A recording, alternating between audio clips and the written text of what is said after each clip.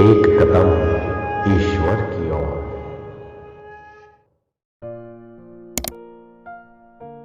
उत्पत्ति प्रकरण 101वां सर्ग।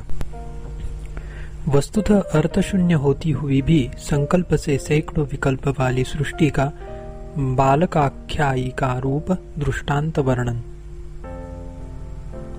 श्री रामचंद्र जी ने कहा, मुनि श्रेष्ठ, बालकाख्यायिका का वृत्तांत लोक में किस प्रकार का कहा जाता है? मन के वर्णन में कारण रूप उसे आप कृपा कर क्रमशः मुझसे कहिए।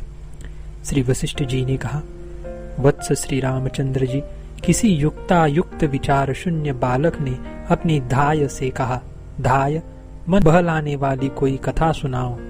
महामते, उस बालक के मनोविनोद के लिए धाय ने सरल और कोमल पदों से युक्ताख्यायिका कही।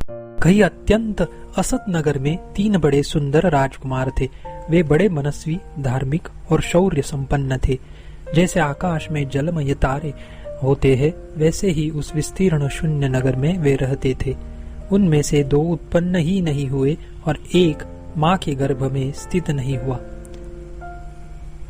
किसी समय जबकि दुर्भाग्यवश उनके बंधु बांधव मर गए थे, दुर्भिक्ष आदि से मलिन वदन हुए अपने नागरिकों के समाज से किसी उत्तम दूसरे नगर की प्राप्ति के लिए निकले। जैसे आकाश से परस्पर मिले हुए बुध, शुक्र और शनैश्चर निकलते हैं, वैसे ही विशाल वदन वाले वे तीनों राजकुमार उस शून्य नगर से निकले। शिरीष के फूल के समान उनके अंग सुकुमार थे। अतएव पीछे से सूर्य के संताप से संतप्त हुए वे ग्रीष्म के संताप से संतप्त हुए पल्लवों की नाई मार्ग में मुरझा गए। खूब तपी हुई मार्ग की बालू से उनके चरण कमल जल गए। अतएव यूथ से अलग हुए मृगों की नाई हातात आदि कहकर वे शोक कर रहे थे। कुश के अग्रभाग से उनके चरण विद्ध गए थे। सूर्य के प्रचंड ताप से अंगों से सब जोड़ शिथिल हो गए थे। उनका सर्वांग धूलि से धूसर हो गया था। लंबे मार्ग को तय कर उन्होंने मार्ग में फूलों की मंजरिया से व्याप्त, फल और पल्लवों से अलंकृत तथा मृग और पक्षियों के निवासभूत 3 पेड़ पाए। जिन 3 वृक्षों में से 2 वृक्ष तो बिल्कुल भी उत्पन्न नहीं हुए थे। सुख से चढ़ने योग्य तीसरे वृक्ष का बीज भी न था। वे बहुत थके थे। अतएव एक वृक्ष के नीचे उन्होंने ऐसे विश्राम लिया जैसे कि स्वर्ग में पारिजात वृक्ष के नीचे इंद्र, वायु और यम विश्राम लेते हैं। अमृत के तुल्य सुस्वादु फल खाकर, उनका रस पीकर और गुलुच्छ नाम की लता के बोरों से माला पिरोकर तथा बहुत देर तक वहां आराम कर वे वहां से चले गए। फिर बहुत दूर जाकर मध्याह्न होने पर उन्हें 3 नदियां मिली जो लहरों से चंचल और मुखरित थी। उनमें एक नदी बिल्कुल सूखी ही थी और 2 में जैसे अंधे के नेत्र गोलकों में दर्शनेंद्रिय नहीं होती है, वैसे ही तनिक भी जल न था। जो नदी अत्यंत सूखी थी, उसमें उन्होंने सूर्य की धूप से पीड़ित लोगों की तरह बड़े प्रेम से ऐसे स्नान किया जैसे कि गंगा जी में ब्रह्मा, विष्णु और महेश स्नान करते हैं। इच्छित नगर की प्राप्ति के लिए उत्सुक वे राजपुत्र चिरकाल तक जल क्रीड़ा कर दूध के तुल्य स्वच्छ जल पीकर वहां से चले। तदुपरांत सायंकाल के समय जबकि सूर्य भगवान अस्ताचल पर लटक रहे थे, तब उन्हें पर्वत के तुल्य ऊंचा नगर मिला जिसकी अभिनव रचना आगे होने वाली थी। उस नगर में ऊपर तो पताकाएं व्याप्त थी और नीचे कमल के तालाब भरे हुए थे। नीले आकाश के सदृश सुंदर जलाशय थे। उस नगर के नागरिकों के दल गाना गा रहे थे। उनके स्वरों के आरोहावरोह क्रम दूर से ही सुनाई दे रहे थे। उस नगर में उन्होंने 3 रमणीय उत्तम भवन देखे। वे मणि और सुवर्ण के घर हिमालय पर्वत के शिखरों के समान विशाल थे। उनमें 2 भवन तो बने ही न थे, बिना दीवार का था। दीवार रहित सुंदर भवन में वे 3 पुरुष प्रविष्ट हुए। उक्त भवन में शीघ्र प्रवेश कर और बैठकर विहार कर रहे सुंदर मुख कमल वाले उन राजकुमारों को तपे हुए सोने से बनी 3 बटलोहियां मिली। उनमें से 2 के तो 2 टुकड़े हो गए थे और एक चूर चूर हो गई थी। उन महाबुद्धियों ने चूर चूर हुई बटलोही को ग्रहण किया। बहुत सा भोजन करने वाले उन राजकुमारों ने उस बटलोही में 99 और 1 कम 100 द्रोण चावल पकाए। उक्त राजकुमारों ने 3 ब्राह्मणों को भोजन करने के लिए निमंत्रण दिया। उनमें से 2 तो देह रहित थे और एक का मुंह ही न था। वत्स, जिसका मुंह न था, उसने 100 द्रोण अन्न खा डाला।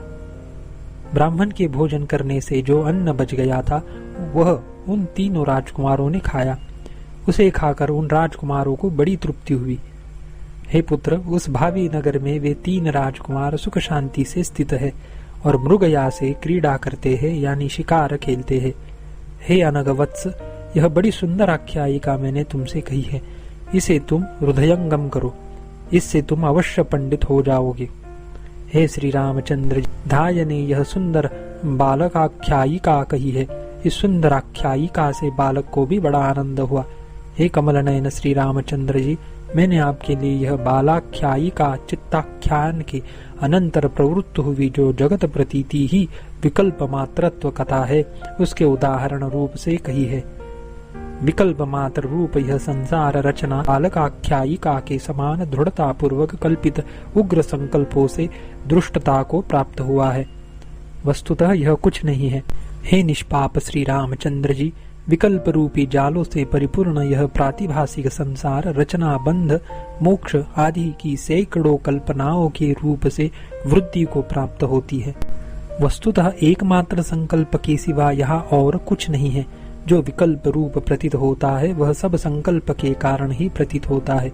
जो विकल्प समूह का भान होता है वह कुछ भी नहीं है, अथवा कुछ है कुछ नहीं है, अर्थात रज्जु सर्प के तुल्य मिथ्या है। कुछ है यानी भ्रांति का आधार चैतन्य है। किंच यह द्युलोक, पृथ्वी, वायु, आकाश, पर्वत, नदियां, दिशाएं आदि सभी आत्मा के स्वप्न के समान संकल्पमय चित्त के संकल्प से विकसित है। जैसे 3 राजपुत्र, 3 नदियां और भविष्यत नगर में और संकल्प रचना हुई, वैसे ही यह संसार स्थिति भी संकल्पमय ही है। एकमात्र जल स्वरूप चंचल समुद्र अपने स्वरूप भूत जल में अपने आप स्फुरित होता है, वैसे ही एकमात्र संकल्प ही चारों ओर स्फुरित हो रहा है।